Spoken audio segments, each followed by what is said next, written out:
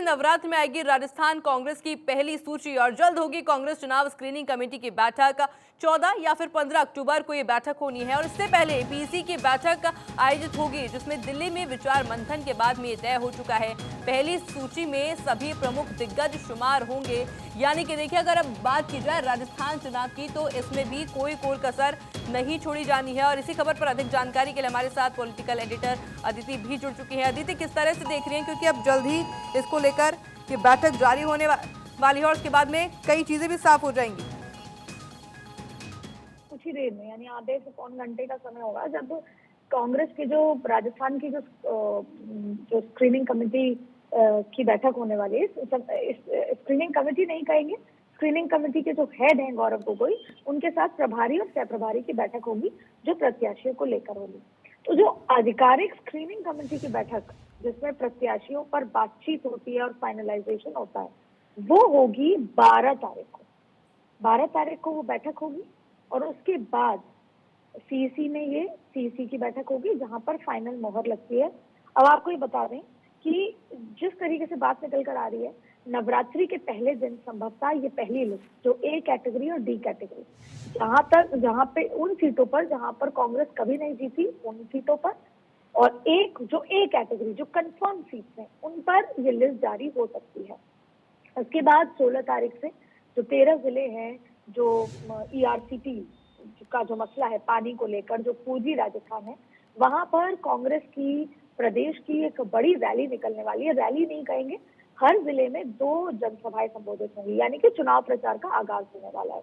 ऐसे में माना जा रहा है कि नवरात्र के पहले दिन पहली सूची आ सकती है, जो ए कैटेगरी और डी कैटेगरी की है। और उससे पहले 12 तारीख को फॉर्मल स्क्रीनिंग कमेटी की बैठक होगी और उसके बाद सीईसी यानी चुनाव इलेक्शन कमेटी की बैठक, जिसमें राहुल गांधी से लेकर तमाम जो दिग्गज हैं, उसके सदस्य हैं, वो फाइनल मोहर लगाएंगे। यानी कि जो सबसे बड़ा जो जिसे बोलते हैं पहाड़ है, वो है स्क्रीनिंग कमेटी। दरअसल होता क्या है, 3 स्तर पे ये बैठक होगी। पहला टीईसी यानी कि प्रदेश इलेक्शन कमेटी की तरफ से नाम आते हैं, पैनल आता है, वो बहुत महत्वपूर्ण रोल निभाता है। वो पैनल आ चुका है 200 सीटों को लेकर।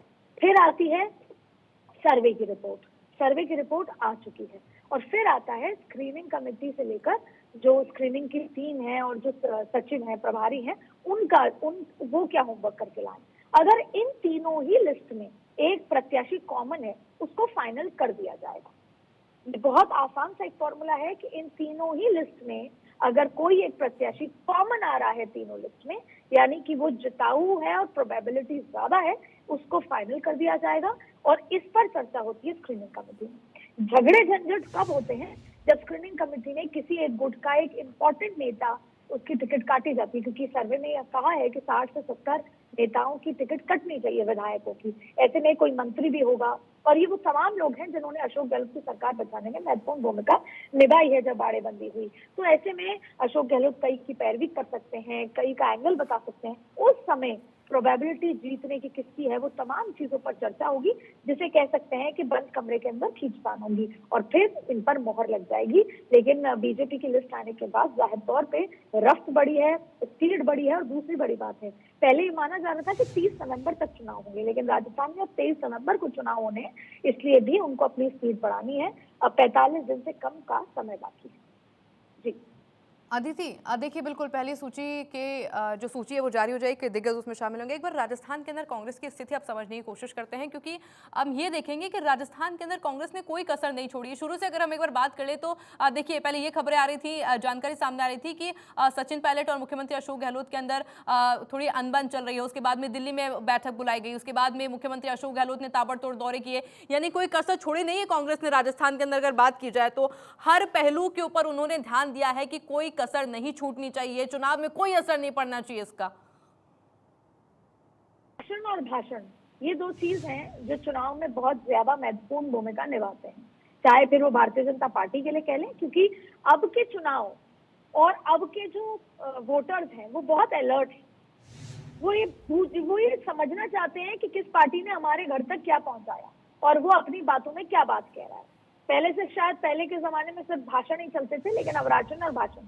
अब आपने कहा कोई कसर नहीं छोड़ी, ये बात सही है कि 4.5 साल तक की जो रार है दोनों के बीच की, वो अब थमती नजर आ रही है या अंडर द कारपेट नजर आ रही है।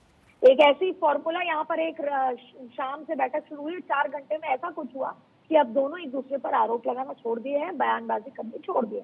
तो कहीं ना कहीं जो एक सवाल उठता था, जब भी चुनाव की बात होती थी, कहते थे कि आपकी खींचतान है, वो अब कांग्रेस में नजर नहीं आती, बल्कि भाजपा में ज्यादा नजर आती है। बिल्कुल।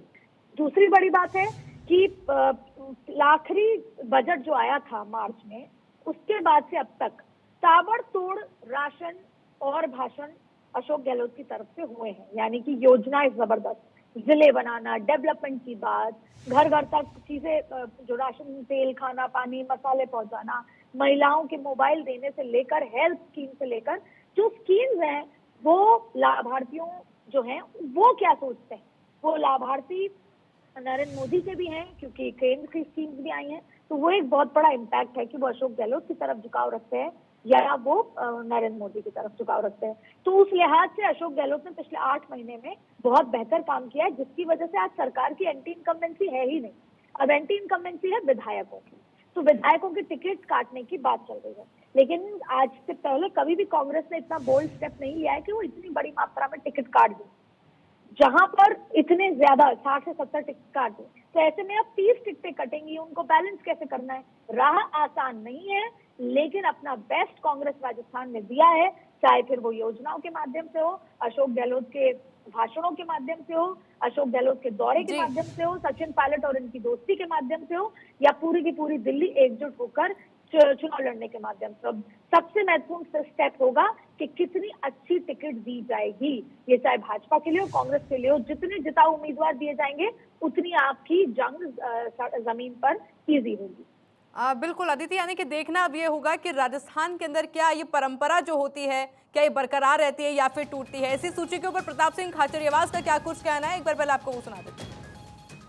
देखिए, एक बात मान के चलना, बीजेपी ने लिस्ट पहले जारी कर दी और उन्होंने श्राद्धों में लिस्ट जारी की है। तो आपको ये मानकर चलना है कि हमारी लिस्ट भगवान ने चाहा नवरात्रों में आएगी, माता जी का आशीर्वाद होगा, यही घोड़े और यही मैदान होगा और राजस्थान में कांग्रेस की एक बार फिर सरकार बनेगी। और वहीं देखिए, बीजेपी ने मध्य प्रदेश में